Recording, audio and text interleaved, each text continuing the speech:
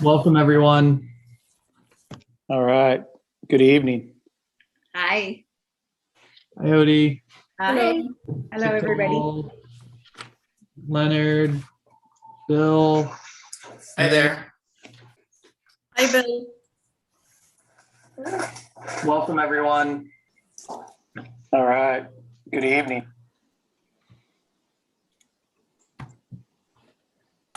Go. Got a couple more coming. All right, there's Glenn, there's Dave.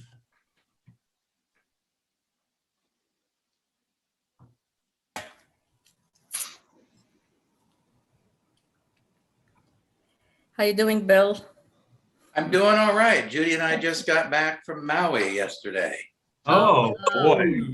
Nice. It was very nice. And welcome to the CBOC. We're happy to Oh, have you. thank you. My daughter's getting married there in October, Bill. Ah, terrific. Destination wedding. Nice. Yeah. Nice. Yeah, I went from 200 down to 50 real quick. Yeah. That's way nicer. The selected 50. That's the hard part is all It the is. cousins that don't rank a chicken dinner. Sorry. I know. So now guess what? We're having a get together at the house after. Isn't You're that gonna pay great? for it anyways. Yeah, you're gonna I'm pay gonna pay anyways. for it anyway. We have one more CBOC member that confirmed. We'll just give it a few more minutes here.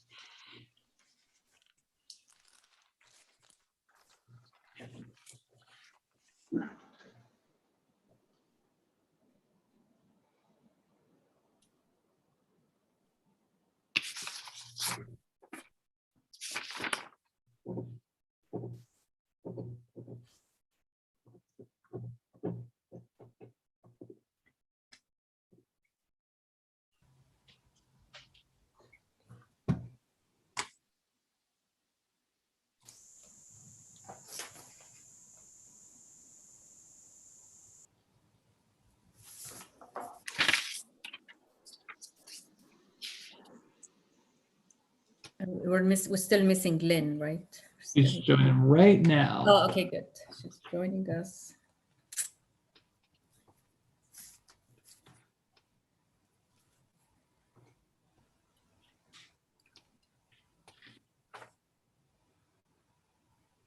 I like Dave's background. That's an impressive building, I must say. Yeah, looks familiar. Looks very good. There might be just a little bit of sheet metal in that building, just a little. It's right all up in there.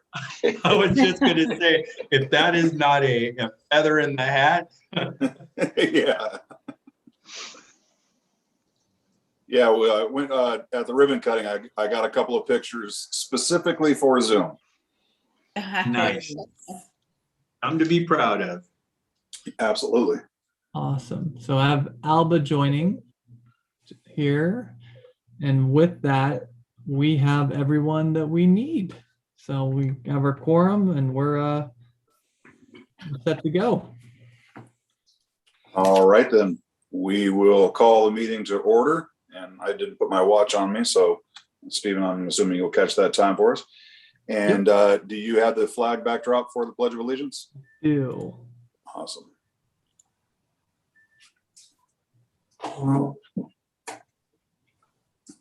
Let me know if everyone can see that. Now we can. Yep. There we go.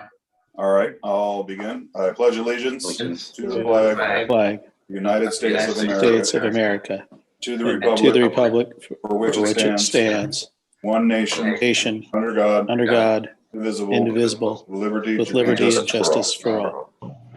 All right, thank you very much, Stephen. And we will go ahead and go to roll call, please. Not a problem. We have Dave Gauthier. Here. Vincent Kugner is excused. Leonard Pinson. Here. Miriam Rumey. Here. Sorry if I butchered that. Welcome to the CBOC. Thank you. Paul Schroeder, Here. Andrea Kaiser, not here. Bill Garrett, Here, welcome, Bill. thank you. Glenn Sparrow, Here. glad you could make it. Carmen Noor, Here. hi Carmen. Odie Goward, Here. Odie, and Alba. Here. There you are, Alba. Awesome. We are all set, Dave. Alrighty. Do we have any public comments? We did not receive any public comments this time around. All right, thank you, sir. Now we have a membership update with Sahar. Yes, thank you. Thank you so much. We have two new members joining the CBOC. We have our very own Bill Garrett, and he is representing the Foundation for Grossmont and Kiyomaca. So welcome, Bill, on the CBOC. And we also have Mariam Ramahi, and she is representing students, Kiyomaca College students. So welcome, Mariam, to the CBOC. And also, as part of being new members, we ask that new members select subcommittees and be part of the subcommittees. We have 3 subcommittees. And I'm going to ask Stephen just to give us a quick update on the subcommittees and like how often they meet and what they do. Stephen. Yeah, not a problem. Yeah, so again, welcome, Bill and Miriam. Just to give you an idea, we have 3 CBOC subcommittees. The first CBOC subcommittee is going to be your construction subcommittee. This is the subcommittee that meets the most frequently. We're trying to meet just about once a quarter at least to monitor construction progress. So there are a lot of site tours and visiting the site to see where we are in progress with each of the projects. And we typically have a project manager along with myself and Ken, who will be out there just running along. So if you have questions, we can answer those and you'll report back to the CBOC. The second subcommittee is going to be your audit subcommittee. Frequency of these subcommittee meetings are typically going to be once, maybe twice a year. It just depends, but typically it's once, and that is to review the annual audits from the district, in which you guys will sit down with the auditor and ourselves and run through it and see if you have any questions and report back to the CBOC. And lastly, will be the communications subcommittee. That meets also about once to twice a year. And the main purpose of that subcommittee is going to be the annual report. And that's something I can share with the new members if you aren't familiar.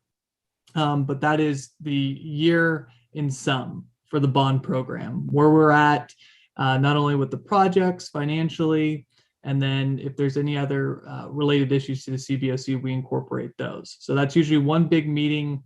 And then as Paul is getting to know, a series of edits to the annual report till we get to our final copy.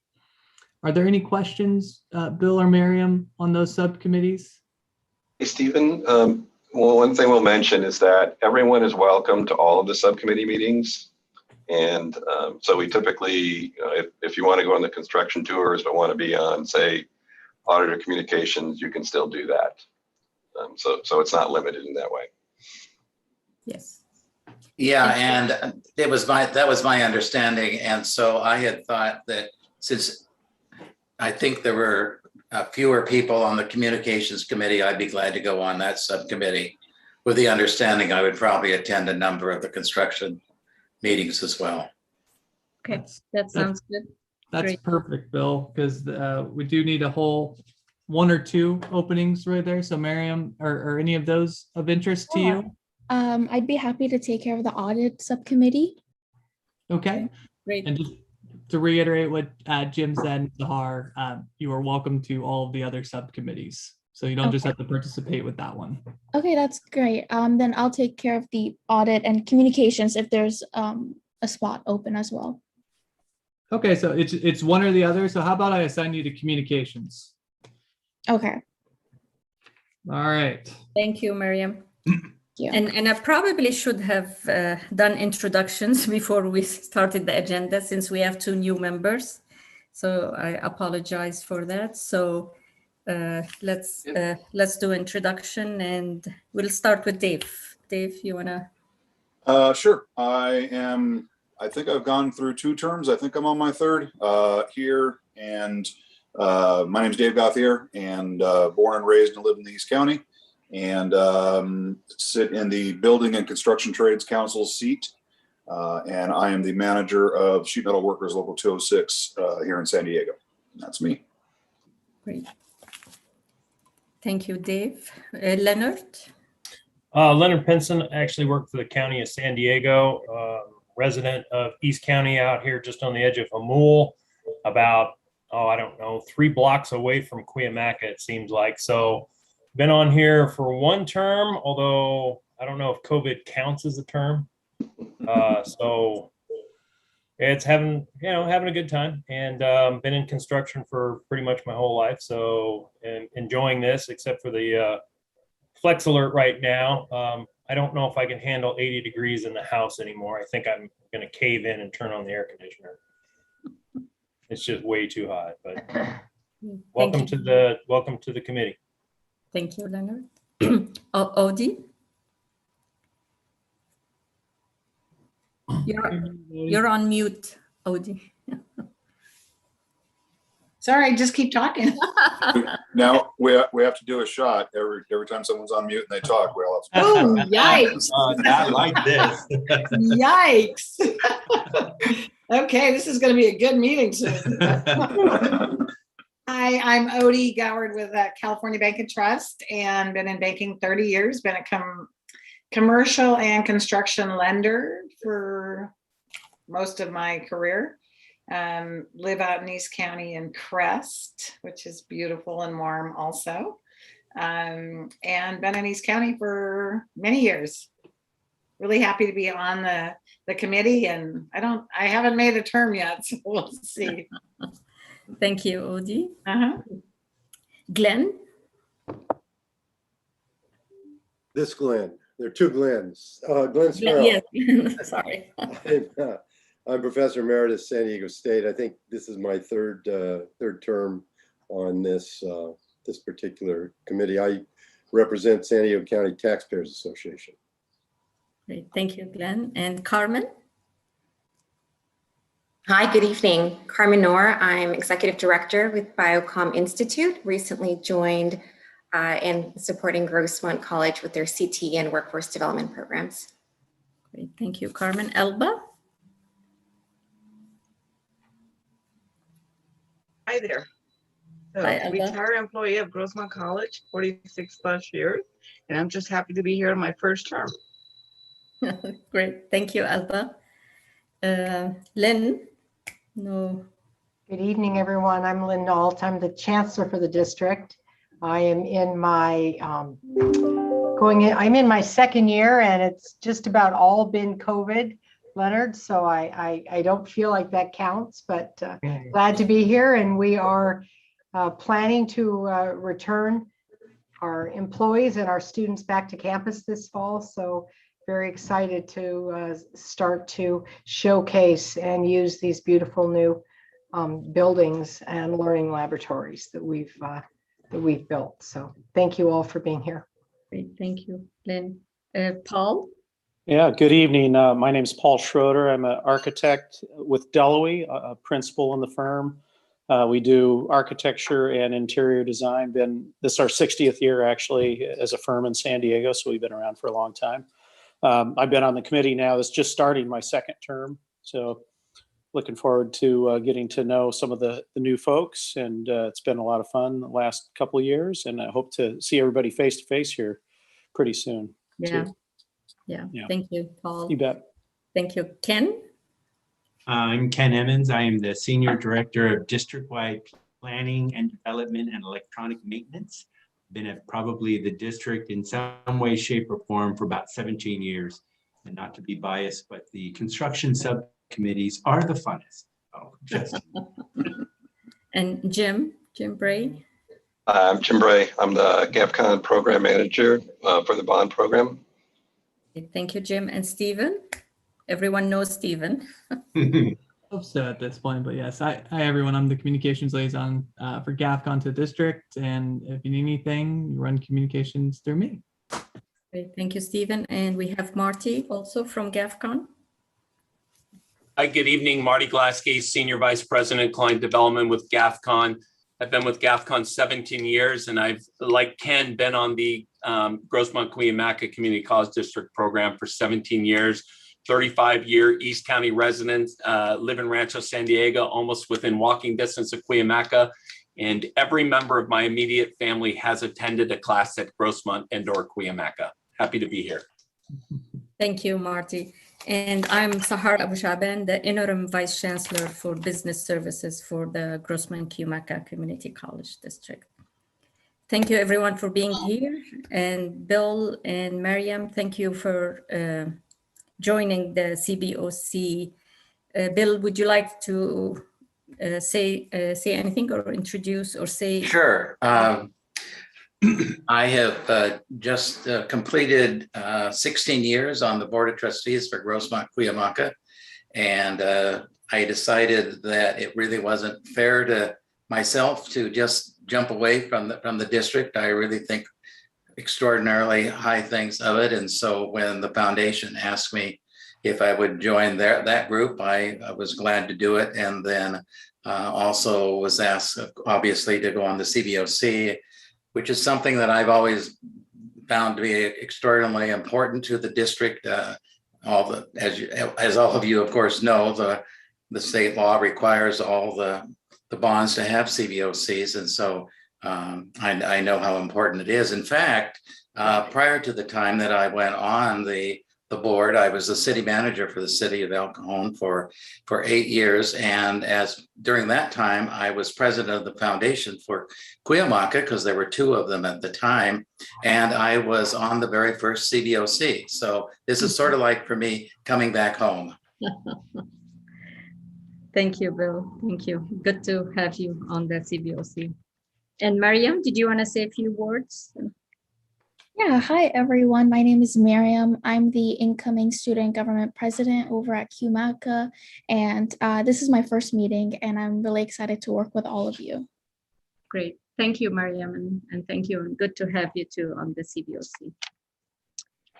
All right, so the second item we have on the agenda is the selection of chair and vice chair. Usually in July, we select a new chair and the vice chairs for the year. So I will turn it over to Dave to start the process. All right, so last time I did this, we just asked for nominations for the chair. So I will entertain any motions or nominations for the chair. And currently Dave is the chair. And how many times, or how many years, Dave? I believe one term is chair, I believe. Oh, Stephen might be able to correct me on that, but I believe just this past one. And the vice chair is Leonard, right? Leonard, you're currently the vice chair? yes. Yeah. Okay. Like, as far as I can remember, it's a blur this whole year. I'll go ahead and say, let's keep a good thing going and nominate Dave for chair. I'll second that. All right, do we have any other nominations? Odie, we're all going to get drunk tonight if you keep talking with your. Okay, I'll ask one more time. Any more nominations for chair? All right, I appreciate that. I accept. And then I would also, in kind, like to nominate Leonard to stay on as vice chair. Do we have a second? Second. All right. Any other nominations for vice chair? We're a competitive group. Any other nomination for vice chair? All right. Seeing none, Leonard, I believe you remain as vice chair. All right, that was easy. The cat fights don't start till we're in person. Great. Thank you. Thank you, Dave. And thank you, Leonard, for serving for 21-22. Thank you. All right. All right. So, Sahar, you were done, right? Yes, I am done. Thank you, Dave. I'm learning not to step on your toes because you're usually the one with all the information. No. So we'll go ahead and go to old business. And Sahar sent us the minutes a few weeks ago from our meeting on April 28th. So everyone's had time to review the minutes. If there are no questions, I just need approval to register the minutes from our meeting on April 28th. Someone just makes a motion. So moved. Okay. Second the motion if I need to. There we go. All right. So, okay, minutes are in. And chairman's report, I'm going to blend that with the construction report. And it doesn't look like we have an audit or communications report, so I'll go straight into that. One thing I'll talk about the construction committee meeting we had. We walked in, and I know this is part of Sahar's presentation later, but we watched the Grossmont College Phase 2 Science, Math, and Career Tech Complex, which was a nice big patch of dirt at the time.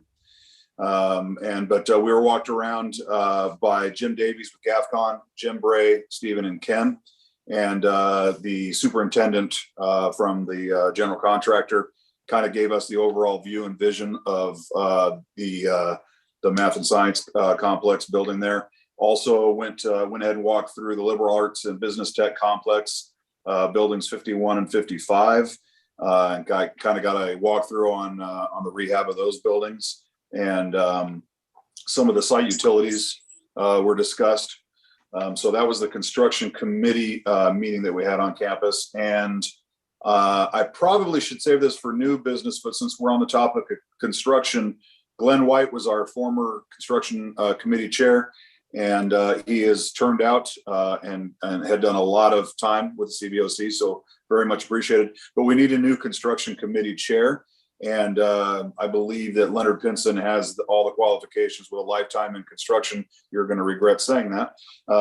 So with his lifetime in construction, I think he should be the chair of the construction committee, and I'd like to make that nomination. I'll second the nomination. All right, Leonard, do you accept? I accept. All right, are there any other considerations for construction committee chair? Hearing none. Congratulations, Leonard. You're in charge of the construction committee and you get to give the next report after you schedule the next walk. All right. And now we'll go into new business with Mr. Jim Bray. Hold on one second. Dave, thank you for all that. There was a conversation and Jim, just step in if I'm moving too fast, but we kind of wanted to go over audit. Did you want to save that for now or later? We can do that now. And so it's just a general question, mostly for Glenn Sparrow. And so with the, the Taxpayers Association does their audit every year. Do you know if there's been any change in how they're doing it this year with the new criteria? Are they reaching out to different people? Anything you can share? What I'm not sure I understand the question. We're talking about performance audit. Yes. Yeah. And the performance audit shows up in a couple of places. One, it shows up in the scorecard, and you'll want to be aware of that. And secondly, it would show up in the contracting for the audit, because the new or the performance audit that's being talked about by the Taxpayers Association is different than the performance audit that most audit firms assume. Right. Okay. So I think that it would be worthwhile to put on the agenda for the next meeting, Dave, a discussion of performance and an idea of what we want to do about that, because it's certainly the choice of the district as to whether they want to follow the lead of the taxpayers or continue doing it as they're doing. Okay, and one of the reasons I asked, Glenn, is that some people who are on CBOCs that typically hadn't been contacted in the past are being contacted by the CBOC for information. So I was just curious if there'd been a change in process or something. No, there is a change. There has been a change by the organization, by the taxpayers, but that was about 2 years ago. Okay. Where it is seen most rapidly is in the transparency scorecard, where there are points there for a performance audit. Now, and you're talking about the points or the criteria that we had implemented, right, Glenn? That is going to be now part of the performance audit. That's correct. Now, yes. the issue is, have the auditors accepted that? And I'm not aware of that connection with the auditors. Yes, actually, I'm sorry if I didn't report that back. So we did talk to the auditors, and they will be including those criterias in their audit. Then everything is fine. Okay. If they're going to do it, if the board has accepted that, and they did, then we're fine. Okay. I missed the connection, so maybe I wasn't listening. But okay. No, I probably asked it badly. So there's sort of two separate questions. So that was question one. And then question two, we were contacted by someone on a different CBOC who was a member of the CBOC, and the taxpayers were actually reaching out to them. And I didn't know if that was a part of the practice. We just hadn't heard of that before. So just looking for any. I don't know. Yeah. I don't know about that. Okay. And they haven't. Thank you. And they haven't reached to us, so that's why we were asking. I think there's concern out there over this, and it tended to be to rear its head last year over when the issue of the transparency scorecard came up. Thank you, Glenn. Thank Appreciate you. it. Thank you, Glenn.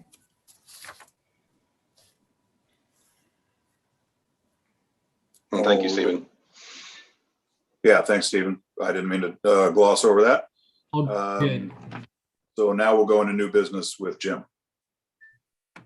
Thank you. And thank you for the opportunity to present the bond program update tonight. And while Stephen's bringing that up, I will mention that we've updated all of the project estimates based on the projects that are completed date, their costs, those sorts of things. And the biggest impact is actually to the, there was a district building that was a potential in the bond. And so that funding isn't all there anymore. So we're looking at a master planning effort for that to see what we can achieve for that portion of the bond. Again, thank you. So we can go to the next slide, Stephen. And as usual, we'll give you an update on each of the colleges and then a cost savings update. And so this is the first project. We've talked about it a few times, but for those of you who are new, Grossmont College has a problem with the water pressure on campus. And so this first project is to install some booster pumps that'll give it a consistent pressure and water volume for both domestic fire water and for irrigation. And so we've been working for a while on this and recently did what we hope is the final walk with the fire department to determine what the final criteria will be. And then we're going to have a meeting with Padre Dam to make sure we're online on how we can achieve that. Next slide. So Dave mentioned this one. This is the Science, Math, and Career Tech Complex of Building 36. The upper right photo is actually a photo of our construction subcommittee visit. And then in the bottom, you're seeing the site. We have a camera that monitors all each of the construction sites. And it takes pictures periodically so we can track what's going on. The building pads are complete. There's a lot of underground site utility work ongoing. And most excitingly, they've actually started the foundation excavations. That's on the lower part of the campus. And they've actually started steel fabrication as well. So that's very exciting. This is a rendering of the building. And you'll see it's basically 2 wings with a nice big connecting breezeway. And then to the right side, you can see there's a 1-story portion of the building. And that's actually where the Veterans Center will be. And so they're going to have a nice location on campus and then a great view off over the canyon. And it's a new 2-story building, about 60,000 square feet. It'll have classrooms, offices, and as I mentioned, the Veterans Center. And I'm not sure how familiar everyone is with campus, so we've added some slides to show you where it's located. And it's sort of to the top left there of where the main campus buildings are. You can see the campus stretches up much further above, but that's the main block of buildings there. And that building that you're seeing is actually the old Building 36. So that was demolished to make way for the new building. And then the other thing I want to point out is over to the right below the parking structure, there's a number of small buildings there. Those are actually temporary buildings that we call swing space. So the people that were in the 36 building are now in those temporary buildings until that construction is complete. Then they'll move back into the building. And one of the reasons I mentioned that is when we go to another project, once this project's complete and the people move back in, we'll start that project. So there's a little daisy chain that goes on as we do the different projects. This is the 200 complex. So this is the arts. And basically the project scope and cost is under review. And so this has gone through a couple of iterations. We've got the final project budget now. So we're going to start working with the campus and the end users on what the scope is going to be. It could be a new building, it could be remodels. And so we're working on that now. This is the liberal arts complex buildings. Dave mentioned this one as well, buildings 51 and 55. And this is the Grossmont College project that has state matching funds. And the state matching funds are a good thing. You get to stretch your dollars, but there's also requirements that come with it. And one of those is that you build exactly what you put into the state for. So there's not a lot of flexibility there. The good news is that these are early 60s buildings. They've been remodeled a number of times. And so the intent is to do similar to what we did with Building 31, which is entirely gutted, do structural upgrades to bring that up to current standards, bring in more natural daylighting. We're actually going to make the classrooms larger as well, and then update all the insulation, all the lighting, and the AV, audio visual, and other support for the classrooms. So this is some photos of the existing building. When the new buildings go up, the exteriors will probably look fairly similar to it. Most of the improvements will be on the inside. And the bottom shows some of the existing classrooms, and you can see some of them are pretty narrow, pretty cramped.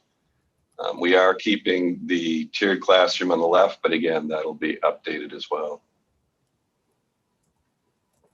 Here's the location on the campus. There's actually a complex of 5 buildings, 51, 52, 53, 54. The 52 through 54 are those running vertically there. And then the 2 wing buildings that you see are the ones that are going to have the remodel done.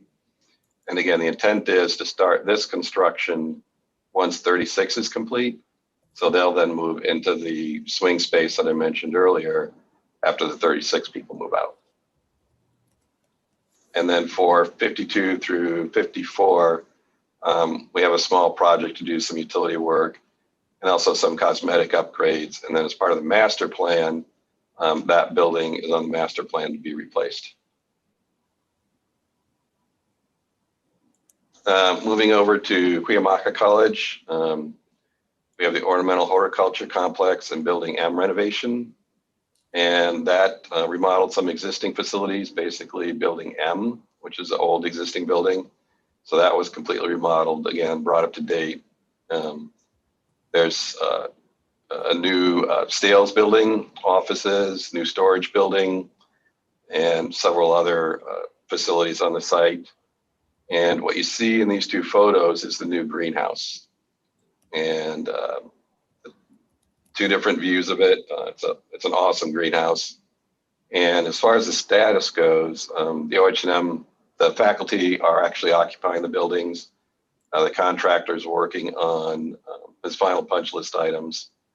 For the greenhouse, they're finishing up the work in the building, but we had some electrical revisions that's extending the schedule. And that's basically trying to get some electrical panels, some control panels that we need these days. And one of the things we're finding is we went through the entire, basic shutdown, didn't have any significant delays associated with that. And now we're finding everybody's trying to do construction. Everybody's trying to get computer chips, so times are extending out. So we're working with the campus and the end users on that. And we look to finish up in October. This is the Student Services Building. Had the topping out the 13th. It was a great ceremony for those of you who were able to attend. And this is their new Student Services Building.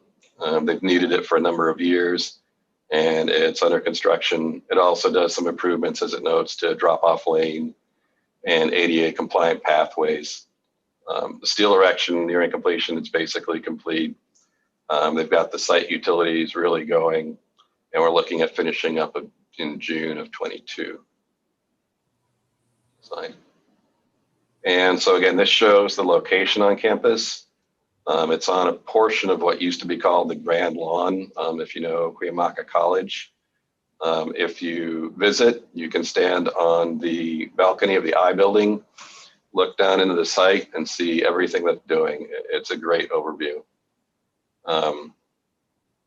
Next slide. This is a rendering. It also shows the improved drop off and the flag circle. You'll see off to the right there. It's going to be a great building.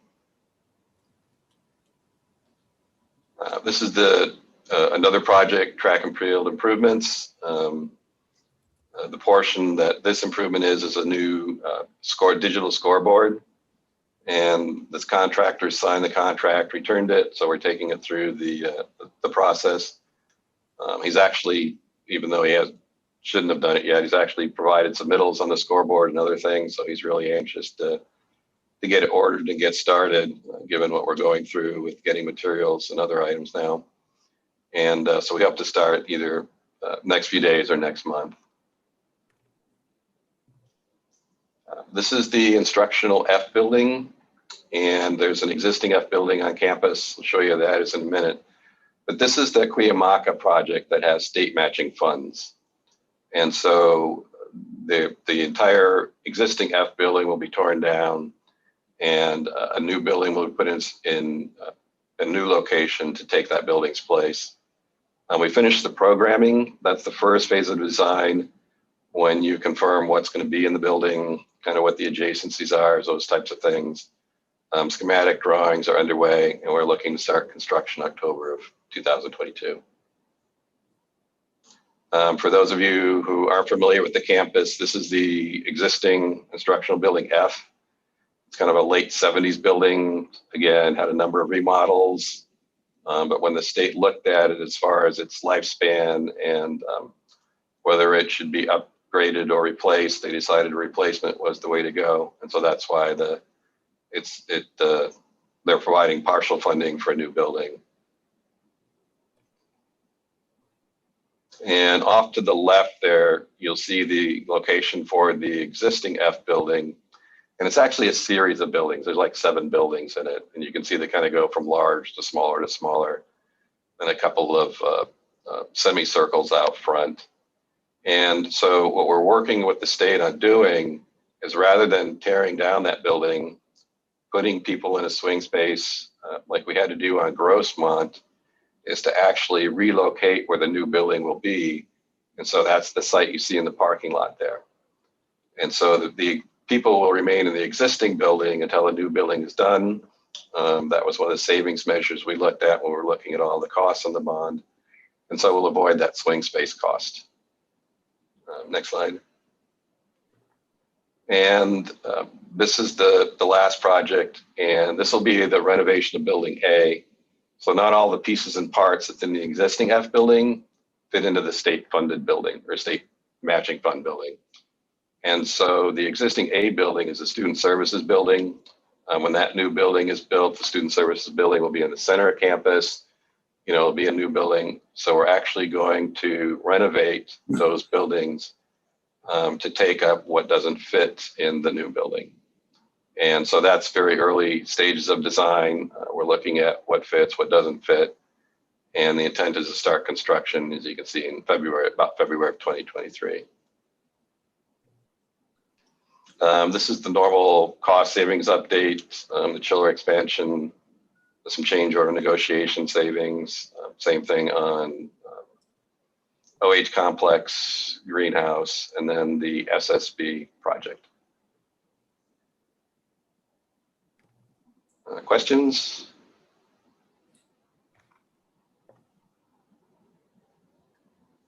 Thank you. All right, thank you, Jim, appreciate it. I believe Mr. Marty Glaske is going to be going over the CBA update.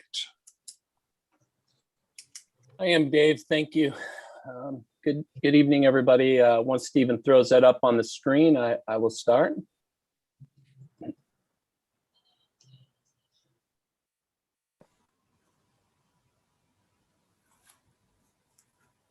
Or is it just me not seeing it? No, it's coming, Marty. You're okay. Good. I'm like, uh-oh. All right, thank you. So good evening. As Dave said, I'm here today to give you an update on the Community Benefit Agreement, which was previously known as a PLA or Project Labor Agreement. Just to give everyone a little background, I know we have some new people tonight, as well as some long-timers. So I'll just give you a quick update on the PLA background. So the board resolution approval was November 15th, 2016 to enter into negotiations. The PLA became effective March 28th, 2017 through March 28th, 2020.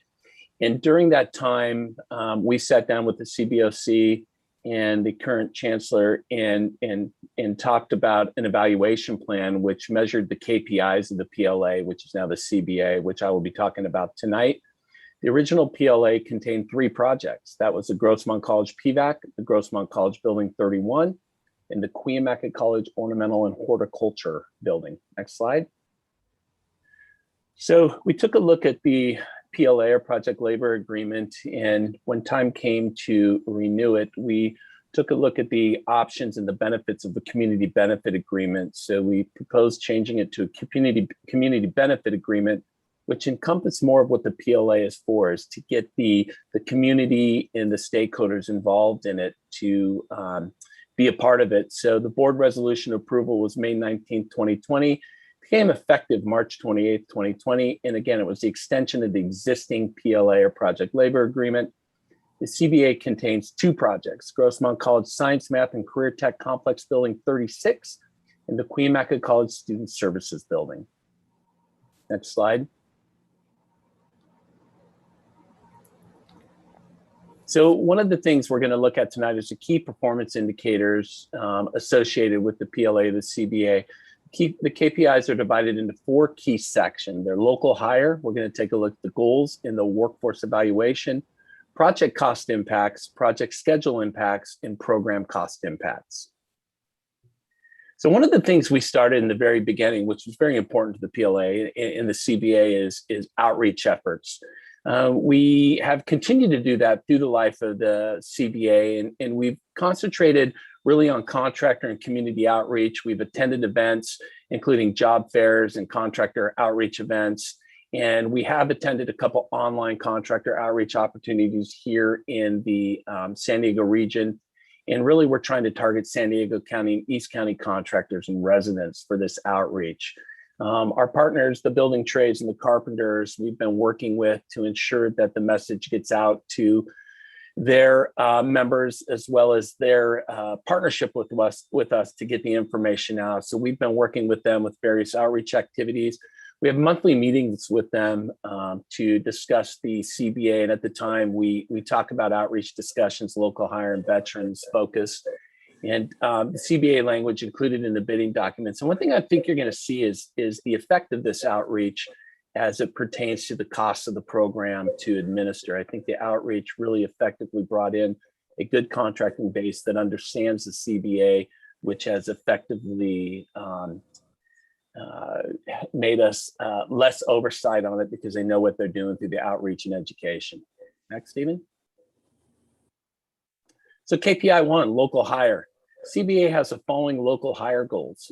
Within the footprint of the district, 40%, within San Diego County, 90%. So if we go through and we take a look at it, we see the ornamental horticulture was at 21% and San Diego County was at 86%. That dropped a little bit because work is picking up. The SSB, 26%, 81%, building 36, 43%, sorry, 94%. We should note that this is early on in the project, so the numbers are a little bit higher. And PBAC in building 31 are historical numbers.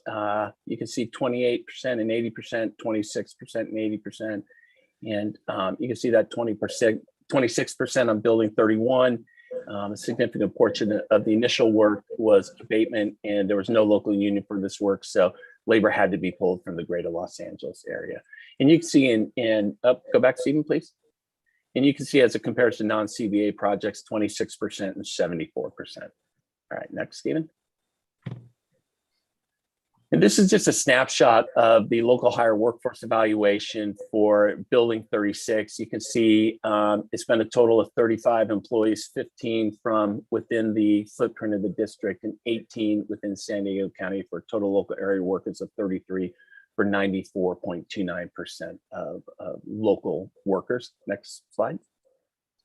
In the ornamental horticulture complex is also a snapshot here. You can see total local area workers was 574, employees not in the zip code list, 93 for a total of 86% local hire. Next slide. And for the student services building, you can see a total of 168 local area workers with 40 out of local, not in the specified zip code list, and we're at 80.77%. So again, this is just a drill down snapshot to kind of give you an idea of some of these projects. Next. Do you mind if I add something real quick? Sure. And just on this LCP, this is the report that's generated from the LCP tracker. So this is those numbers that you're seeing up there that Marty's echoing on. This is the report that comes out of the CBA related projects. Just that's where this information is coming from. Thank you, Stephen. Next slide.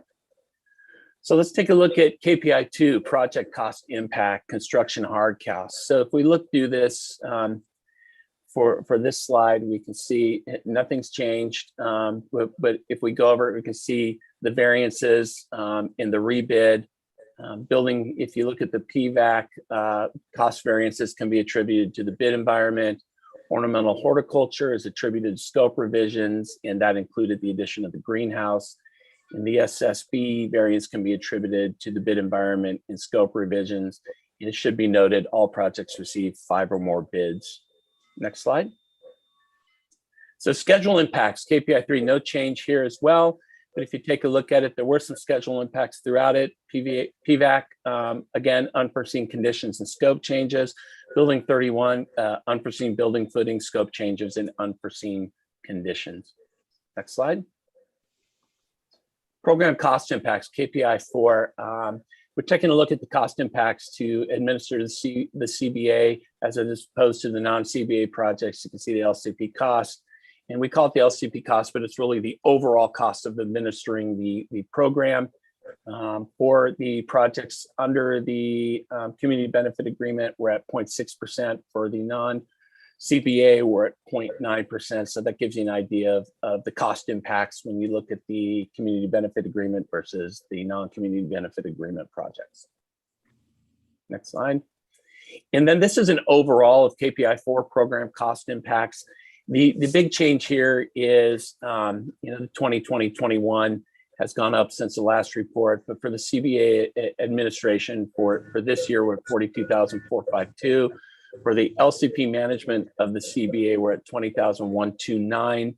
And as I said in the first couple of slides, that's gone down considerably because I think our effective outreach and training of the contractors and subcontractors is streamline of the procedures, and the meetings are going quite a bit faster when the contractors understand the rules and requirements. So you can see for 2020, 2021, total cost to date, 62,581. And for LCP non-CBA, 22,691. Next slide. And that is the end of my update. Any questions that I can answer for that? Yeah, I got one. You have 3 veterans that have worked on all of those projects. So you're asking me that question. Is that a question? Nah, it's just hypothetical question, and it's just kind of redundant. Can we, I know you're using the LCP tracker and they do have an other field. Can we get them to self-qualify their veterans? We are trying to, Leonard. We are working with the contractors to say, when you get a veteran in, click that button and make sure we know that they are a veteran, because the veterans are self-certifying on there. The people putting the information in the LCP tracker have to mark that box. Now that I have the power. Understood. And we are working actively with the building trades and the local entities to ensure that we are getting the word out there to the veteran community. All right. Okay. All right. Do we have any other questions for Marty? Yeah, this is Paul Schroeder. I just had a quick question about the just the local hire workforce goals in terms of whether or not they're really achievable. And because I in the last couple of years looking at these, I don't think I've seen one that's a finished project that's achieved those goals. So I just trying to understand where those come from, and if they get revisited in terms of this, if they're realistic to try to make. Thank you, Paul. Yeah, the numbers are part of the bargaining or the negotiations during the CBA negotiations, and those were the numbers that the building trades put forward and that were agreed upon in there. They are aggressive numbers, and that's why they are goals. We've not looked at revisiting them because we'd like to keep them high to continue to push the contractors and to continue to push everyone to meet those goals. Great. Yeah, I don't have any issues with it. I was just curious on how that was. Yeah, I've been on a couple of committees on this one. The district is a tough one because you just don't know where your pool is going to come from. San Diego County is a little more realistic. Yeah, but no, that one district, for sure is.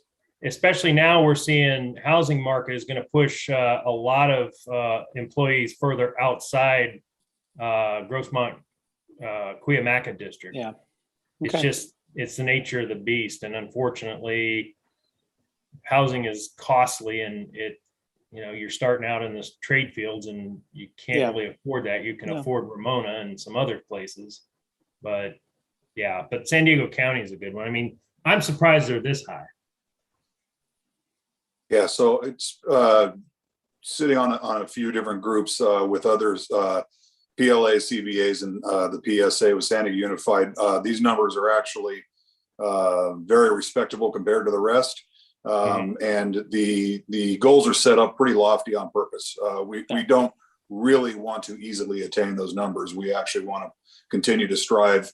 And I can tell you as a dispatching agent, my sole focus every time dispatching to any of these jobs is straight to the zip codes and straight to the veteran status. Great. And we communicate that with the rest of the dispatching agents.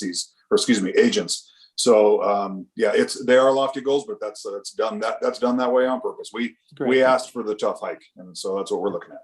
Perfect. Thanks for the clarifications. Dave, are these goals similar to the other projects that you work on? So the 90% for the county is pretty much standard. Most of the other ones are at 30 or 35% for specified zip codes. 40% is the highest goal set in the county that I'm aware of. Okay. Marty might know of more, but 40 seems to be about the highest. And honestly, because I think everybody believed at the beginning that, you know, the East County is chock full of construction workers. This is where a lot of us live. Over a third of my membership lives out in the East County. And so we put that goal, we wanted to raise it higher than where we thought we could attain. And again, they are impressive numbers. It's just hard when you compare it against the goal that's set out there. I believe we're doing very well. And Marty, is there as much effort on the non-CBA projects to get these same goals? There is and there isn't. There is because we've always had a commitment to ensure that we're meeting the local hire goals, and we've always had a commitment to encourage local contractors to bid on the projects, and we've always encouraged them to hire locally, but we have not necessarily been tracking them on a routine basis. So yes, we are actively doing outreach to ensure that the non-CBA projects are meeting our expectations as it pertains to local hire. And I ask that because when the CBAs were first discussed at the board and then negotiated, one of the things that was really pushing the CBAs was that they'd be much better at the local hire effort. So that's why I was just wondering what is done on the non-CBA. And I can tell you literally today from experience, just from this afternoon, pouring through an investigation on a contractor on a non-local hire agreement site over at UCSD. And they had 24 workers on site over a course of 6 months, and more than half of their workers live in Menifee and above. Those workers technically would not qualify to be a core worker on any of these projects. They don't live within the county. So when you don't have a local hire agreement, that's what that's typically what you'll find. Yeah. I think what's key here, because I get, as chancellor, I get a lot of questions about the goals and the outcomes. I think what is key is to sort of help educate what, you know, that these are aspirational goals. Number one, and that's, you know, and I think that's a good thing. But number two, what are, you know, some of these challenges? What are we experiencing? And I think our next report to our board of trustees, Marty, it will be, maybe we could, you know, explain a little bit more. Otherwise, it just looks like you have these goals and you're not meeting them, right? Versus, you know, this is sort of the lay of the land right now. Yeah, and that's why I asked that question, was because it wasn't, I didn't think it was going to be clear to everybody on what the goals meant and what we were trying to achieve. So yeah, I think your comment, you said, beat me to the punch, because I was going to ask the same thing. And I think that this whole education, because I know I've learned a lot in the year and a half from many of the folks whose smiling faces we see here. And I think that is key here. Otherwise, just even with student outcomes, looking, if I had a nickel, why your transfer rate so low? Well, you know, you can't really look at it that way. So just as with any data. Maybe perhaps in the annual report this year, we can place an emphasis on this, because it's some of the best data. Some of the KPIs are some of the best data that we have on this in the whole county as far as school districts are concerned. And maybe we want to make an effort to talk about it in more specifics in the annual report, the communications people. I like that. That's a brilliant idea. And see, I guarantee our board, our leadership, we don't know that, Glenn, what you're saying, that this is some of the best outcomes data. So I think that's a brilliant idea to focus that on in the report. Thanks, Glenn. So noted. All right. Any other questions for Marty, or is he still? We're going to keep him on the hot seat a little bit longer. I know he enjoys it. I'll let him go. Be here. All right. I'll call him All later. right. We will move on to staff reports with Sahar. Great, thank you, Dave. So this is the quarterly report that we bring to CBOC, which shows the year-to-date expenditures. All right, just went away. Sorry, Sahar. No worries. Also, I want to mention that we haven't closed the books yet. So those are preliminary expenditure for June 30, 2021. So we're still paying invoices for last year when we're going to be doing accruals. So these are just draft numbers for 2021, but at the next meeting, we will have the final expenditures for 2021. So if we go to the next page, Stephen, can you make it a little bit bigger so we can see the numbers? Is that better? Yes, that's great. Thank you. So this is a summary of all the three sites for District Services, Grossman College and Kiyomica College. And it shows the funding plan. The first column shows the funding plan, and then expenditures from the beginning of the bond program through 17-18, then the 18-19 expenditure, 19-20, and then, as I said, the preliminary numbers for this year, 2021, and then total expenditure to date, and then the balances is the last column. So as of June 30th, we had spent 173.8 million, and with a balance of 224 million. Now, also, every year we have been earning some interest on the money sitting at the county. So far, total interest, we've received 7.6 million.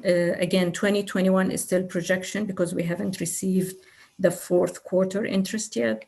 So we would add the 7.6 million to the 224 balance. Then our balance is 231.7 million. Now we issued, I think I mentioned that at the last meeting, we were in the process of issuing Series C, which we did. So now we have only one series left, which is Series D in the amount of 92 million.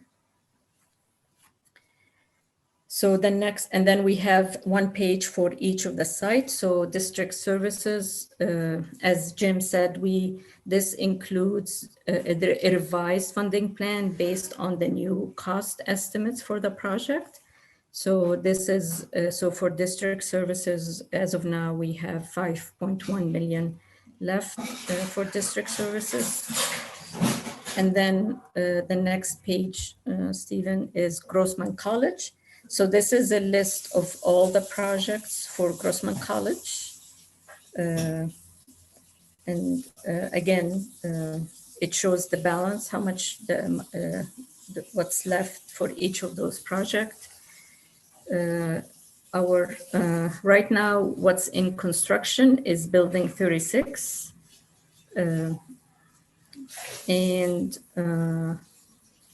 And 50, building 51, 55, 52, 53, 54, those right now are in design. So that's what's happening with Grossman College, with 152 million left there for Grossman College. And Kiyomica College, right now what's in construction is the Student Services building, and building F and building F2 are in design right now.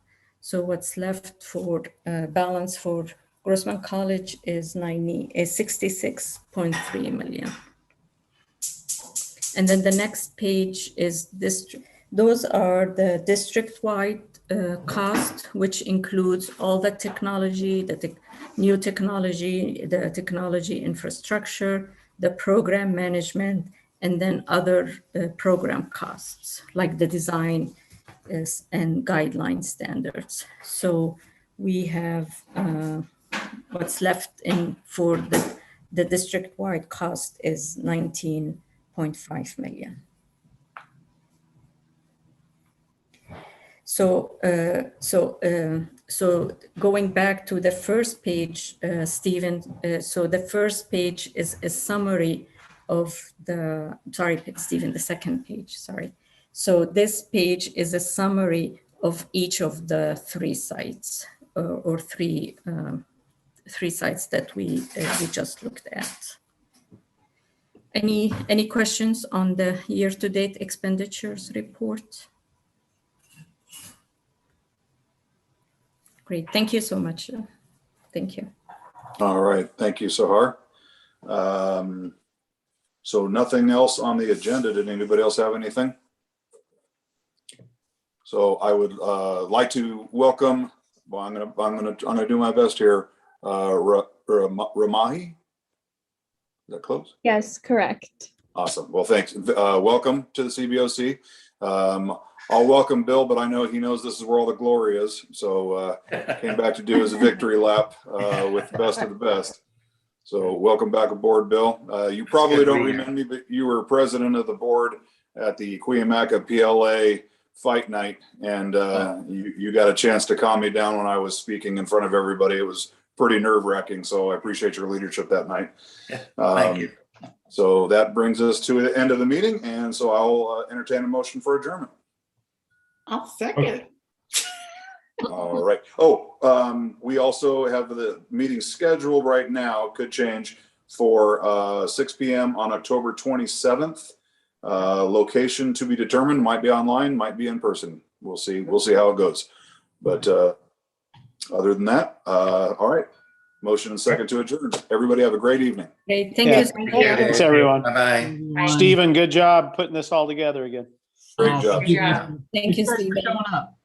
Yeah. Thank you. Thank you. Thanks, everyone. Bye. Okay.